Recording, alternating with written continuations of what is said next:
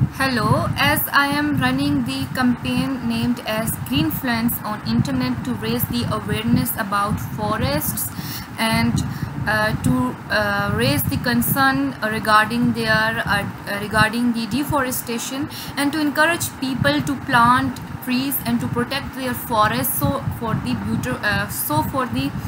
better future, because forests are directly linked with the climate change, and deforestation is accelerating the greenhouse effect and climate change. So अगर हम देखें कि forest को हमारे जो forest हैं पाकिस्तान के वो बहुत ही ज़्यादा इनरिच्ड हैं, तो इनको अंडरस्टैंड करना, इनकी इम्पोर्टेंस को अंडरस्टैंड करना बहुत ज़रूरी है। तभी हम इनको प्रोटेक्ट कर सकेंगे, तभी हमें मोटिवेशन मिलेगी कि हम जो है वो ट्रीज़ प्लांट करें और अपने फॉरेस्ट को प्रोटेक्ट करें। सो आज की वीडियो का मकसद ये है कि हम अपनी फॉरेस्ट डाइवर्सिटी को, पाकिस्तान की फॉरेस्ट डाइवर्सिटी को अंडरस्टैंड करने की कोशिश करेंगे कि हमारे फॉरेस्ट कितने इनरिच्ड हैं और कितने टाइप्स के हैं और किस तरह से ये हमारी वेलबींग में इनका रोल है। और उसके बाद हम डिस्कस करेंगे कि हम इनको प्रोटेक्ट कैसे कर सकते हैं और हम जो है वो एक इंडिविजुअल का इसमें क्या रोल हो सकता है।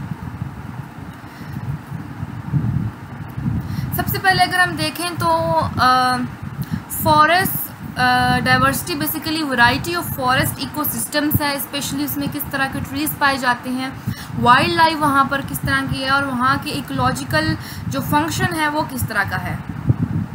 सो पाकिस्तान का अगर हम देखें तो पाकिस्तान एक basically arid to semi arid climate है, जहाँ पर रेंज ऑफ फॉरेस्ट टाइप्स मौजूद हैं। अगर हम इन फॉरेस्ट टाइप्स को देखने की कोशिश करें तो सबसे पहले हमारे पास कॉनिफेरस फॉरेस्ट हैं, जो कि मेनली नॉर्दर्न पाकिस्तान में जैसे कि सवात, मरी, गिलगित बल्तिस्तान में पाए जाते हैं। ये फॉरेस्ट आज़ाद कश्मीर में भी पाए जाते हैं और मोस्टली इनका जो ऑल्टीट्यूड होता है वो 1000 से 4000 मीटर तक ऑल्टीट्यूड जो है वहाँ पर ये पाए जाते हैं। अगर हम खैबर पख्तूनख्वा में देखें तो ये चित्राल, सवात, अपर दीर, लोअर दीर, मालाकंड, मानसेरा और एबटाबाद के डिस्ट्रिक्ट्स में मौजूद हैं। इसके अलावा पंजाब में रावलपिंडी डिस्ट्रिक्ट्स, मरी और इस्लामाबाद में ये पाए जाते हैं। इसके अलावा कोयटा और कलात में भी ये फॉरेस्ट मौजूद है। अगर हम कुछ इंपॉर्टेंट स्पीशीज़ देखें इन फॉरेस्ट की तो ये मोस्टली इनमें सिल्वर फर होती है, स्प्रूस, देवदार, ब्लू पाइन, चीड़ पाइन, चिलगोज़ा, जूनिपर, ये सारे जो हैं वो कॉनिफरस फॉरेस्ट में आ जाते हैं, ये plants. So they provide the important ecological services including timber, environmental protection, tourism, wildlife habitats and beautiful scenery. So these forests are also facing threat due to deforestation, climate change, overgrazing and logging. Next हमारे पास जो forest type पाई जाती है वो scrub forest हैं, जो कि Pothwar plateau और Balochistan plateau में पाए जाते हैं। इनको थॉर्न फॉरेस्ट भी कहा जाता है because they are dominated by shrub, small trees and thorny vegetation. So अगर हम देखें कि ये किस तरह की इनकी वेजिटेशन होती है, so these scrub forest are basically dense thickets of shrub, small trees and thorny plants and they have usually dry और semi arid climate with particularly high temperatures and low humidity. अगर हम biodiversity के लिहाज से देखें तो ये biodiversity का हॉट स्पॉट होते हैं, जहाँ पर वैरायटी ऑफ प्लांट्स और एनिमल स्पीशीज़ मौजूद होती हैं। इसके अलावा अगर हम देखें कि ये किन किन एरियाज़ में हैं तो पोठवार और बलूचिस्तान के अलावा ये थर डेजर्ट में है, चोलिस्तान डेजर्ट में पाए जाते हैं। इसके अलावा जो है वो इनका फ्यूल की इम्पोर्टेंस, एज अ फ्यूल इनकी काफ़ी इम्पोर्टेंस है, क्योंकि लोकल कम्युनिटीज़ इनको एज अ फ्यूल यूज़ कर रही होती है, एज अ फॉडर यूज़ कर रही होती है। सो ये बहुत ही इम्पॉर्टेंट इनका जो है वो डोमेस्टिक यूज़ भी है और इसके अलावा ये इनका इकोलॉजिकल इम्पोर्टेंस भी है। अगर हम देखें तो ये एक पर्टिकुलर पिक्चर है श्रब फॉरेस्ट की, जो कि सब ट्रॉपिकल एरिया में मौजूद है पाकिस्तान के।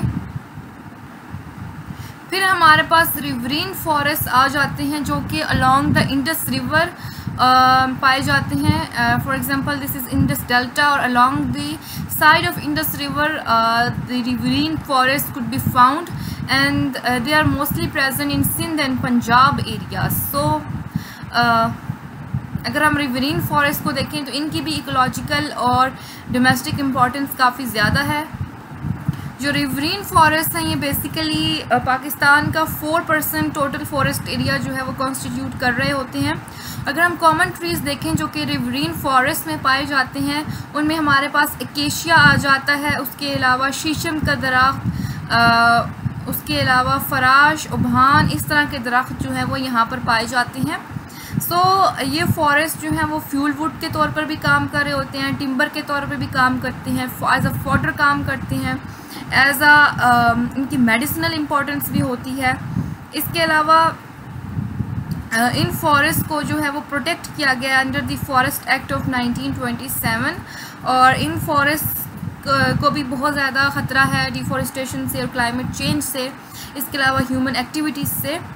नेक्स्ट हमारे पास मैंग्रोव फॉरेस्ट हैं जो कि मोस्टली कोस्टल एरियाज़ में पाए जाते हैं। कोस्टल एरियाज़ का अगर देखें हम तो हमारे पास कराची, उसके अलावा गवादर, इंडस डेल्टा जहाँ पर जो है वो जहाँ कर फॉल करता है वहाँ पर जो है वो मैंग्रोव फॉरेस्ट जो है वो पाए जाते हैं। मोस्टली ये थिक फॉरेस्ट होते हैं and they cover about 98,000 hectares area in Pakistan. And अगर हम देखें तो ये बायोडाइवर्सिटी हॉटस्पॉट के तौर पर भी काम कर रहे होते हैं, और इनकी जो है वो इकोनॉमिक बेनिफिट्स भी होते हैं because they support local economies through fisheries, honey production and eco tourism. अगर हम देखें तो बहुत सारे प्रोजेक्ट्स अभी इनको प्रोटेक्ट करने के लिए लॉन्च किए गए हैं। रिफॉरेस्टेशन प्रोजेक्ट्स देख लें हम, अगर जैसे कि बिलियन ट्री सुनामी प्रोग्राम के तहत जो है वो मैंग्रोव फॉरेस्ट को प्रोटेक्ट करने की कोशिशें की गई हैं। अगर हम कुछ एग्जांपल्स देखें कि मैंग्रोव फॉरेस्ट में कौन कौन से दरख्त होते हैं, तो इसमें हमारे पास रेड मैंग्रोव आ जाते हैं, उसके अलावा ब्लैक मैंग्रोव्स आ जाते हैं, वाइट मैंग्रोव्स होते हैं, बटन मैंग्रोव्स होते हैं, और कुछ मैंग्रोव प्लांट्स को अगर हम देखें तो nipa palm, orange mangrove, cannonball mangrove, looking glass mangrove. So these are all kinds of plants that are found in mangrove forest. Then हमारे पास लास्ट पे इरिगेटेड प्लांटेशंस होती हैं, जैसे कि जो मैन मेड प्लांटेशंस की गई हैं, जैसे कि छांगा मांगा और चीचावतनी के इलाकों में, जहाँ पर जो है वो ये मैन मेड फॉरेस्ट बनाए गए हैं। तो ये भी इम्पॉर्टेंट जो है वो इकोलॉजिकल हॉटस्पॉट हैं, बायोडाइवर्सिटी हॉटस्पॉट हैं पाकिस्तान के लिए, और पाकिस्तान के क्लाइमेट में और इसके अलावा बायोडाइवर्सिटी में, इकोलॉजिकल सपोर्ट में, इकोलॉजिकल बैलेंस में और कम्युनिटी डेवलपमेंट में इन फॉरेस्ट का बहुत बड़ा हाथ है। फिर अगर हम देखें कि इन कौन कौन सी बायोडाइवर्सिटी ये फॉरेस्ट सपोर्ट कर रहे हैं, so Pakistan forest are home to about 600 tree species and thousands of medicinal plants. So they also act as a habitat for wildlife like leopard, which are found in snow leopard particularly, that are found in northern areas, and the other leopards, then markhor, black bear, Indus dolphin. So अगर की bird species हम देखें तो कलीज peasant, green parrot, Himalayan मोनाल, सो ये सारे जो है वो इम्पॉर्टेंट और बहुत ही कीमती किस्म के जानवर हैं जो कि ये फॉरेस्ट सपोर्ट कर रहे हैं. और इनमें से काफ़ी जो एनिमल्स हैं या बर्ड्स हैं जो कि इंडेंजर्ड हुए हैं. तो इन फॉरेस्ट की प्रोटेक्शन बहुत ज़रूरी है क्योंकि ये फॉरेस्ट एज अ हैबिटेट का एक्ट कर रहे होते हैं इन एनिमल्स के लिए, वाइल्ड लाइफ के लिए. सो अगर ये फॉरेस्ट प्रोटेक्ट होंगे तो ये वाइल्ड लाइफ भी प्रोटेक्टेड होगी. अगर हम कुछ मेजर चैलेंजेस देखें कि पाकिस्तान की फॉरेस्ट डाइवर्सिटी को क्या ख़तरात हैं, तो सबसे पहले हमारे पास डिफॉरेस्टेशन रेट है जो कि पाकिस्तान में एशिया का सबसे हाईएस्ट डिफॉरेस्टेशन रेट जो है वो पाकिस्तान में है, which is about 0.2 to 0.5% annually, जो कि बहुत ही नुकसान पहुंचा रहा है फॉरेस्ट डाइवर्सिटी को पाकिस्तान में. उसके अलावा इलीगल लॉगिंग और इंक्रोचमेंट होती है. अर्बन एक्सपेंशन और इंफ्रास्ट्रक्चर प्रोजेक्ट्स जो कि आबादी का बढ़ता हुआ रेशो है, उसके नतीजे में हमारे पास अर्बन स्कीम्स चाहिए होती हैं, अर्बन एक्सपेंशन होती है, उसके अलावा इंफ्रास्ट्रक्चर प्रोजेक्ट्स होते हैं, बिल्ट होते हैं. तो ये सारी चीज़ें जो हैं वो पॉपुलेशन के साथ लिंक्ड हैं डायरेक्टली और इनडायरेक्टली, जिसके नतीजे में जो है वो फॉरेस्ट कवर कम होता जा रहा है और हमारे पास अर्बन एरियाज़ जो हैं वो इंक्रीज़ होते जा रहे हैं. इसके अलावा क्लाइमेट चेंज और नेचुरल डिज़ास्टर्स की वजह से भी फॉरेस्ट को नुकसान पहुंच रहा है. हमारे पास पाकिस्तान में फ्लड्स देखने को मिल रहे हैं. तकरीबन 2022 के बाद जो है वो सीवियर किस्म के फ्लड्स ख़ास तौर पर 2022 के बाद जो है वो स्वेर किस्म के फ्लड्स मंजर आम पर आ रहे हैं और उन फ्लड्स के नतीजे में जो है वो फॉरेस्ट डाइवर्सिटी जो है वो ख़त्म हो रही है और फॉरेस्ट को भी काफ़ी नुकसान पहुंच रहा है, specially in northern areas and in riverine forest. So अगर हम देखें कि गवर्नमेंट ने और कम्युनिटी एफर्ट्स क्या हैं इन फॉरेस्ट को बचाने के लिए, तो हमारे पास billion tree tsunami project launch किया गया KPK में। उसके बाद 10 billion tree tsunami project launch किया गया नेशनल लेवल पर, जिसके नतीजे में जो है वो काफ़ी ज़्यादा प्लांट्स जो हैं वो ट्रीज़ जो हैं वो प्लांट किए गए। उसके अलावा प्रोटेक्टेड एरियाज़ की एक्सपेंशन की गई है, community based forest management products management जो है वो प्रोजेक्ट्स लॉन्च किए गए। उसके अलावा इंटरनेशनल पार्टनरशिप्स को स्ट्रेंथन किया गया। ये सारी एफर्ट्स जो हैं वो गवर्नमेंट लेवल पर और कम्युनिटी लेवल पर की गई हैं, लेकिन स्टिल जो है वो हम फॉरेस्ट कंजर्वेशन को अगर हम देखें तो हम बहुत ज़्यादा लैग कर रहे हैं और हमारा फॉरेस्ट कवर जो है वो बहुत ही कम है, विच इज़ अराउंड 5%, जो कि इंटरनेशनल स्टैंडर्ड के अगेंस्ट उसकी परसेंटेज बहुत कम है, क्योंकि इंटरनेशनल स्टैंडर्ड के अकॉर्डिंग 25% एरिया आपके कंट्री का फॉरेस्ट कवर होना चाहिए, लेकिन हमारा सिर्फ 5% जो एरिया है वो फॉरेस्ट से कवर है। तो हमारे पास हमें बहुत ज़्यादा जो है वो एक्टिव एफर्ट चाहिए, इवन कि इंडिविजुअल एफर्ट चाहिए, नॉट एट गवर्नमेंट लेवल और community level but also at individual level कि हम इन फॉरेस्ट को प्रोटेक्ट कर सकें, क्योंकि ये बहुत ही ज़रूरी है। हर इंसान जो है वो अपने हिस्से का दरख्त लगाएंगे तो तभी जो है वो हम इस चीज़ को, इस चैलेंज को ओवरकम कर सकते हैं, क्योंकि ये चैलेंज जो है वो क्लाइमेट चेंज के साथ डायरेक्टली लिंक्ड है और क्लाइमेट चेंज की वजह से हमारी जो ज़िंदगियां हैं वो आजकल बहुत ज़्यादा मुतासर हुई हैं, in the form of heat, in the form of extreme temperature, in the form of floods, droughts, all of the things that you could imagine.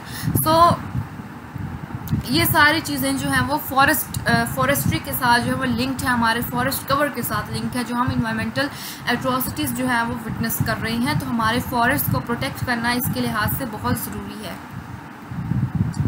अगर हम कंक्लूजन में देखें तो हमारे जो फॉरेस्ट हैं वो हमारे नेशनल ट्रेजर हैं और दे मस्ट बी प्रोटेक्टेड, क्योंकि हमारे पास बहुत ज़्यादा डाइवर्सिटी है फॉरेस्ट की और उनमें वो सपोर्ट कर रहे हैं diverse kind of wild life, diverse kind of plants. तो हमें जो है वो उनको प्रोटेक्ट करना बहुत ज़रूरी है, क्योंकि वो वाइल्ड लाइफ भी जो है वो उस पर डिपेंड कर रही है और ह्यूमन लाइफ्स भी उस पर डिपेंड कर रही हैं।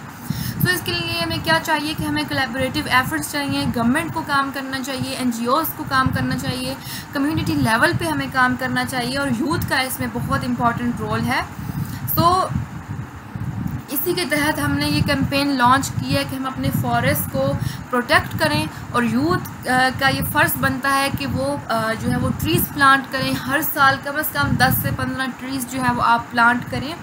और इसी सिलसिले में कि हम देखें कि हमारी कम्युनिटी का स्टैंड क्या है फॉरेस्ट्री के रिगार्डिंग और क्लाइमेट चेंज से रिलेटेड जो है हमारी कम्युनिटी का स्टैंड क्या है, उनका पॉइंट ऑफ व्यू क्या है। तो आप अपना पॉइंट ऑफ व्यू कमेंट में दिए गए गूगल फॉर्म्स के लिंक पर हमें बता सकते हैं, जो कि क्वेश्चनियर है, जो कि एक अवेयरनेस कैंपेन का पार्ट है, जिससे हम पता लगा रहे हैं कि हमारी कम्युनिटी कहाँ पर स्टैंड कर रही है in terms of forest protection और उनकी अवेयरनेस किस लेवल की है।